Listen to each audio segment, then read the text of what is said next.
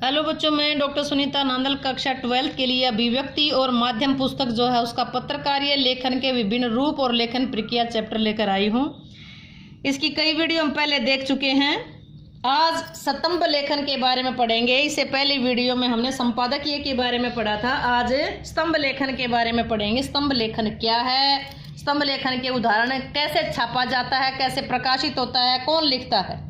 देखिएगा, स्तंभ लेखन किसे कहते हैं। समाचार पत्रों से स्तंभ लेखन के कुछ उदाहरण प्रस्तुत कीजिए। स्तंभ लेखन भी विचार परक लेखन का एक महत्वपूर्ण रूप है। किसका? विचार परक लेखन का। क्या? स्तंभ लेखन। स्तंभ लेखन विचार परक लेखन का महत्वपूर्ण रूप है।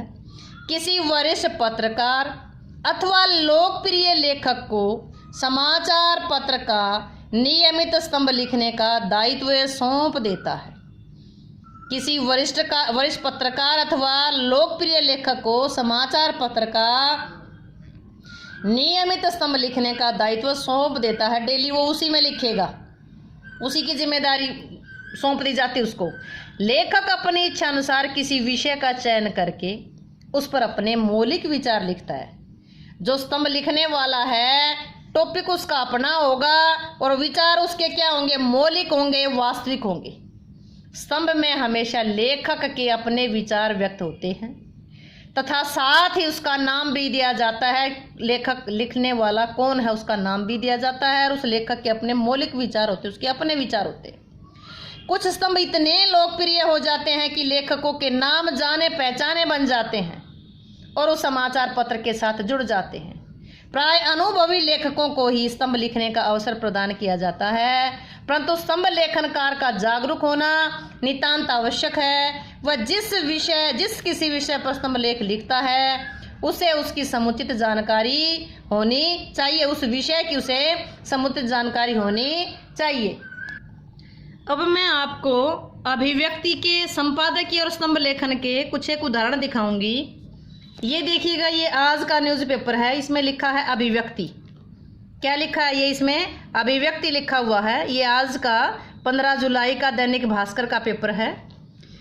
इसमें देखिए, नजरिया आज सत्ता योग से बाहर निकल करके क्रांति योग, सहयोग, ज्ञान योग, ध्यान योग की साधना करनी होगी। आज राजनीति सिर्फ सत्ता भोग तक सिमट गई है। ये लिखने वाले कौन हैं? ये हैं सेफोलॉजिस्ट और अध्यक्ष स्वराज इंडिया के। सेफोलॉजिस्ट और अध्यक्ष हैं योगेंद्र यादव। कौन है? योगेंद्र यादव। और देखिएगा, इसमें ये होता है स्तंभ लेखन। दल बदल कानून की खामी दूर करे, ये स्तंभ लेखन है। कौन है? क्या है? ये स्तंभ लेखन है। इसमें स्तंभ लिखने वाले जो ये लेखक है पंडित विजय शंकर मेहता। ये जीने की जो राह है उस विषय पर इनका प्रतिदिन एक स्तंभ लेखन आता है। बच्चे इस धुन में कहीं खो न जाएं, माता पिता की बड़ी जिम्मेदारी। क्या है? हमारी पूंजी बच्चे हैं, बच्चों का मन उनकी विद्या है। इस समय बच्चे पूंजी व धन दोनों गड़बड़ा रहे हैं। अब ये तय है कि स्कूल कॉलेज सामान्य रूप में तो नहीं खुलेंगे। परीक्षाओं के स्वरूप को लेकर के रोज नई बातें सामने आ रही हैं। विद्यार्थी चाहे स्कूल का हो, कॉलेज का हो, बाल मन होता है। बाल मन में अधिक दूरदर्शिता व विवेक नहीं होता। वह वर्तमान दृश्य को देखकर निर्णय लेता है। अतः अब माता पिता अतिरिक्त सावधानी रखें, ज़्यादा सावधानी रखें कि बच्चे इस धुन में कहीं खो न जाएं। 4 बातों में संचालित होता है विद्यार्थी जीवन। शरीर से मस्ती, मन से मौज, बुद्धि से विद्या, हृदय में वेग भरा हो। 4 चीजें बताइए कौन सी? शरीर में मस्ती, मन में मौज, बुद्धि से विद्या, हृदय में वेग भरा होता है। कक्षा व कैंपस जीवन में ये 4 बातें काम करते हैं। यहीं जुड़ा है संग व कुसंग। लेकिन अब साधन बदलेंगे और ये नए ऑनलाइन नामक संसाधन बच्चों के लिए कहीं तनाव का कारण न बन जाएं, तो माता पिता घर में एक कक्षा ऐसी भी लगाएं जहाँ बच्चों को सिखाएं कि महाभारत में कहा गया है, दुखम न तप्येत्र सुखम न प्रिहेष्ट। दुखों में संतप्त ना हो, सुख में अति हर्षित ना हो। दुख में ज़्यादा दुखी ना हो, सुख में ज़्यादा हर्षित ना हो, खुश ना हो। हर तरह उन्हें समझाएं कि दुख तो आएगा पर टूटना मत, वह सुख में बावले ना होना है। ये शिक्षा किसी टेक्नोलॉजी से या ऑनलाइन नहीं मिलेगी, ये दी जा सकेगी माता पिता के आचरण से।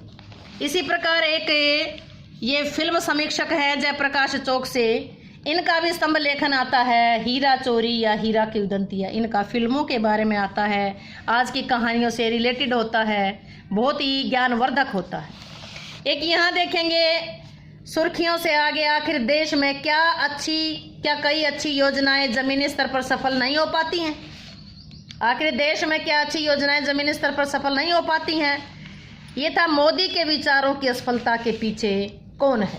मोदी के विचारों की असफलता के पीछे कौन है, ये लिखने वाले हैं president sales and marketing, Dainik Bhaskar का जो संपादक हैं उस समूह से लिखा जाता है। बताया था कि संपादक ये, इसको क्या कहेंगे, संपादकीय है।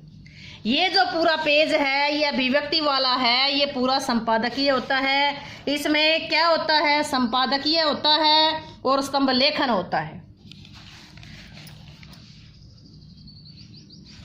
तो इसमें कई बार पूरा पेज ये संपादकीय का होता है और कई बार इसमें आधा पेज होता है जो संपादकीय लिखने के लिए निर्धारित होता है।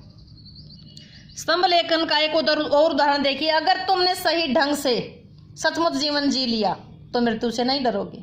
जीवन जी लिया है तो मौत आराम गहरी नींद बन जाएगी। डर मृत्यु का नहीं होता, बिना जिए जीवन का होता है। अगर मृत्यु का डर नहीं है तो बुढ़ापे का डर भी नहीं होगा, तब बुढ़ापा खूबसूरत बन जाएगा।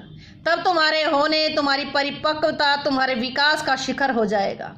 अगर तुम जिंदगी के हर पल को भरपूर जीते हो, हर चुनौती को पूरा करते हो, हर अवसर का प्रयोग करते हो और अज्ञात के हर उस रोमांच को साहसपूर्वक स्वीकार करते हो जिसके लिए जिंदगी तुम्हें पुकारती है, तब बुढ़ापा परिपक्व हो जाता है। जो लोग सीधे साधे ढंग से बड़े होते हैं वे बगैर परिपक्वता के बूढ़े हो जाते हैं, तब बुढ़ापा बोझ बन जाता है। तब शरीर की उम्र तो बढ़ जाती है पर चेतना बचकानी बनी रहती है। शरीर तो बूढ़ा हो गया लेकिन आंतरिक जीवन में परिपक्वता नहीं आई, आंतरिक रोशनी गायब है। जो लोग जिंदगी को भरपूर जीते हैं वे बुढ़ापे को उत्साह से स्वीकार करते हैं, क्योंकि बुढ़ापा कहता है कि अब तुम प्रस्फुटित हो रहे हो, अब तुम खिल रहे हो, अब तुम दूसरों के साथ वह सब बांट सकते हो जो तुमने हासिल किया है, जो तुमने पाया है, जो ग्रहण किया है।